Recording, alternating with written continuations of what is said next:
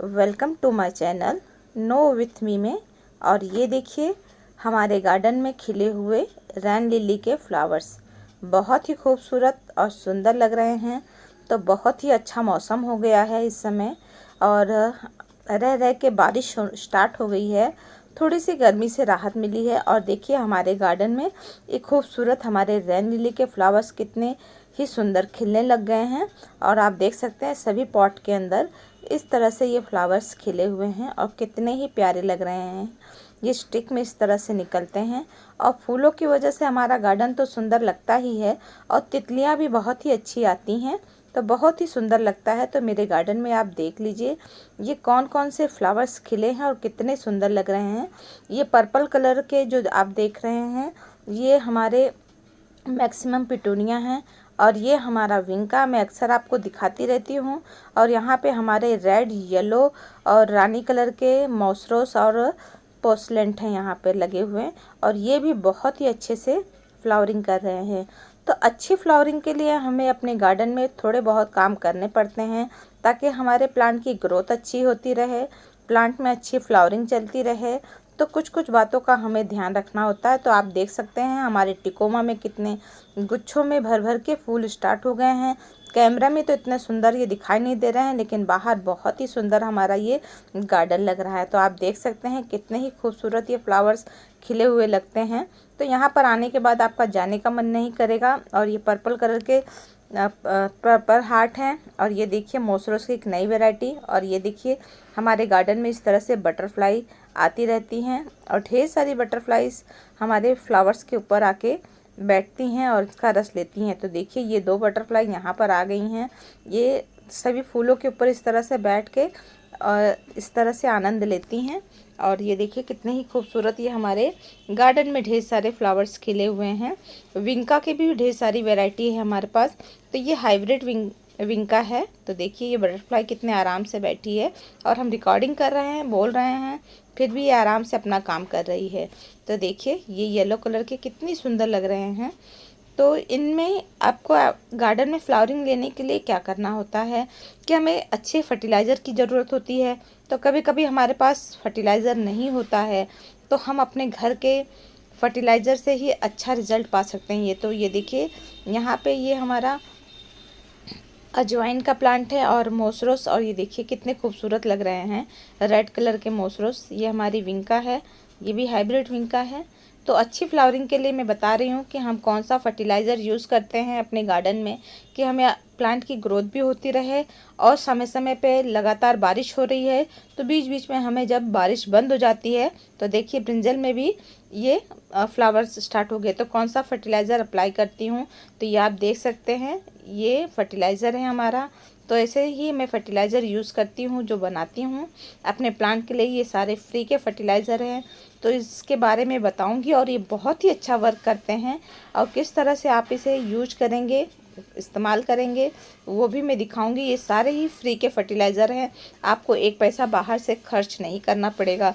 जो आपके किचन में है वही सारी चीज़ है, लेकिन इनका रिज़ल्ट बहुत ही ज़बरदस्त होता है और ये इतना अच्छा वर्क करते हैं कि आपके गार्डन को फूलों से भर देते हैं। तो ये एक दूसरा फर्टिलाइज़र है। और ये देखिए ये बॉटल हमने भर दिया था और ये ख़त्म हो गए हैं। तो देखिए ये कौन सा फर्टिलाइज़र है ये मैं आपको दिखा देती हूँ। तो ये डिस्पोजल में हमने कुछ सीड्स रखे हैं। तो ये देखिए हमारे फ्री के फर्टिलाइज़र जो हमारे किचन में ही आराम से मिल जाते हैं।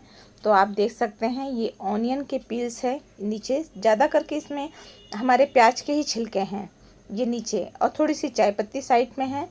और ये देखिए इस तरह से ये ऑनियन के पील्स बहुत ही अच्छा काम करते हैं। और ये पोटास है, ये हमारे आलू के अंदर मिल जाते हैं, पोटैटो के अंदर। तो ये पोटास का भी काम बहुत अच्छा करते हैं, फ्लावरिंग के लिए बहुत ही अच्छा वर्क करते हैं। तो ये सारे फर्टिलाइज़र को यूज़ कैसे करना है तो इसमें जो आप देख रहे हैं तो ये आपके ऑनियन के पीसेस कुछ दिखाई दे रहे हैं। तो इसमें ऑनियन के पीस है और कुछ इसके अंदर हमने वर्मी कंपोस्ट मिला रखा है।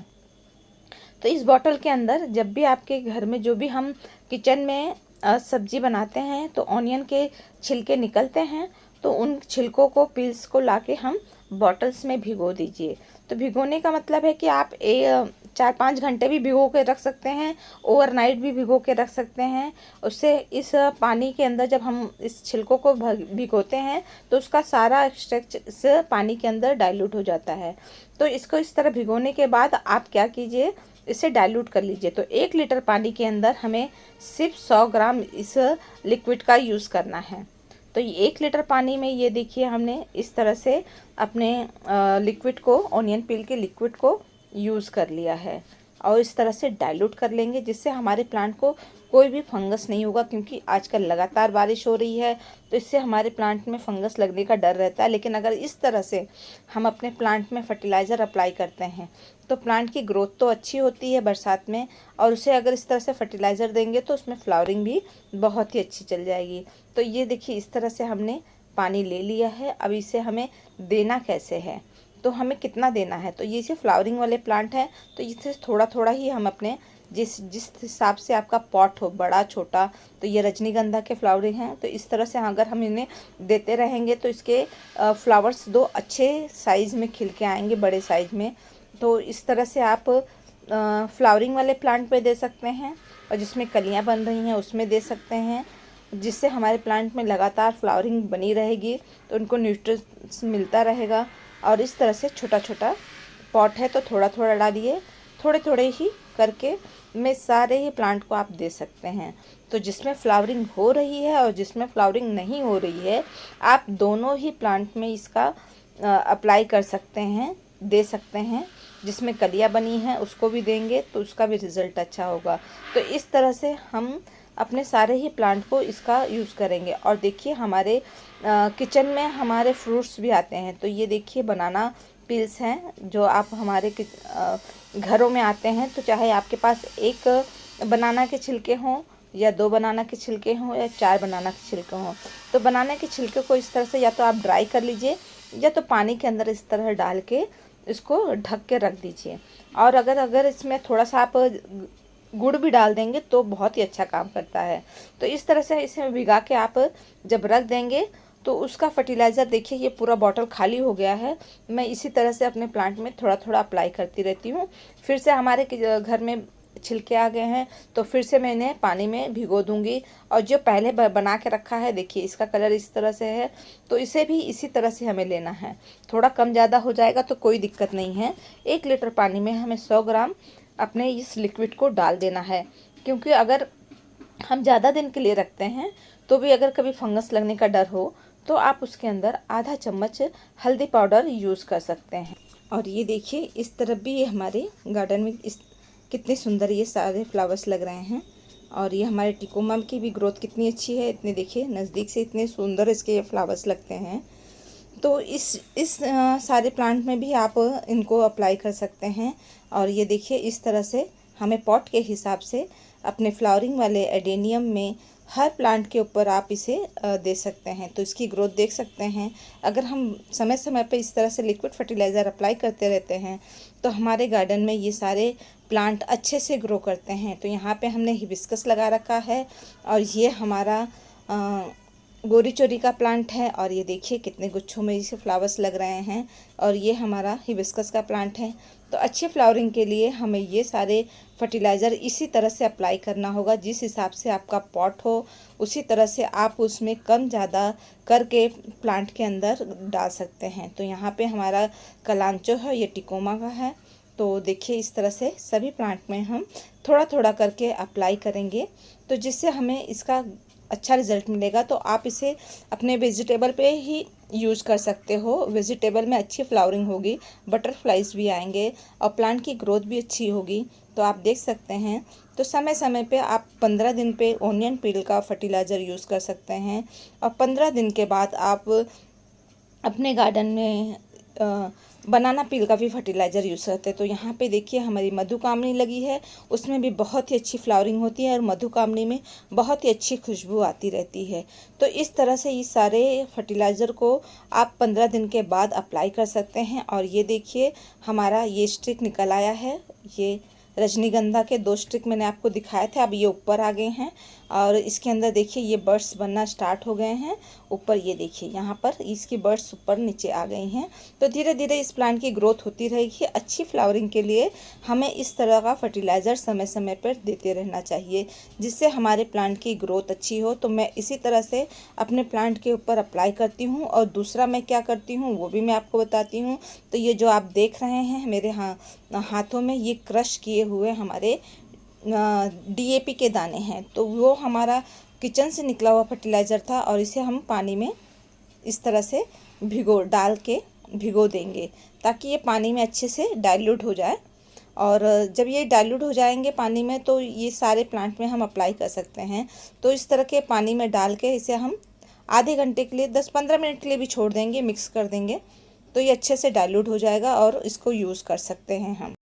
और ये देखिए ये जो हमने भिगो के रखा है, आप इसके अंदर देख सकते हैं, ये हमने अपने गोबर के जो उपले होते हैं उनको इस पानी के अंदर भिगो के छोड़ दिया है।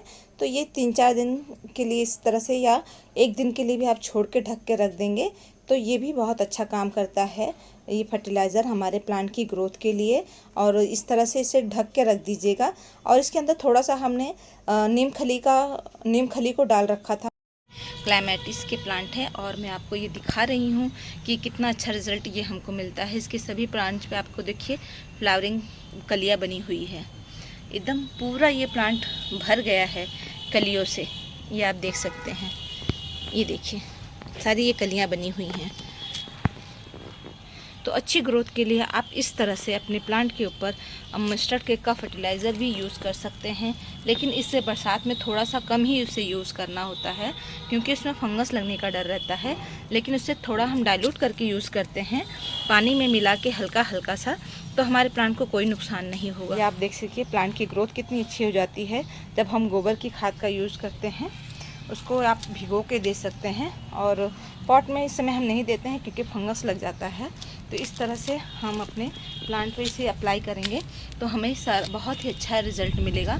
जब भी आप कोई फर्टिलाइज़र यूज़ कीजिए तो उसे डाइल्यूट करके उसे पानी में मिक्स करके ही कीजिएगा, जिससे हमारे प्लांट में कोई भी फंगस नहीं लगेगी। प्लांट की ग्रोथ भी काफ़ी अच्छी हो जाएगी और फर्टिलाइज़र देते रहने से, क्योंकि लगातार बारिश हो रही है, जिससे प्लांट को न्यूट्रिशन मिलता रहे। गार्डन में खिलते हैं तो बहुत ही सुंदर ये लगते हैं। पूरा प्लांट इस तरह से फूलों से भर जाता है। देखिए कितने खूबसूरत रिज़ल्ट है। प्लांट की ग्रोथ देख सकते हैं, इसमें कलियां बराबर खिल रही हैं। यहाँ पे फूल ये मुरझा गए हैं और इससे प्लांट की पत्तियां भी चमकदार हो जाती हैं। देखिए कितना खूबसूरत लग रहा है। हम इस तरह का फर्टिलाइज़र अपने गार्डन के लिए अक्सर तैयार करते रहते हैं। आपको ये जानकारी पसंद आई हो तो आप हमारे वीडियो को लाइक कीजिएगा, चैनल को सब्सक्राइब कीजिएगा, फ्रेंड के साथ शेयर कीजिएगा। और हमारी वीडियो देखने के लिए आप सबको थैंक यू। देखिए कितने सुंदर हमारे प्लांट ग्रोथ कर रहे हैं। तो मिलते हैं नेक्स्ट वीडियो में।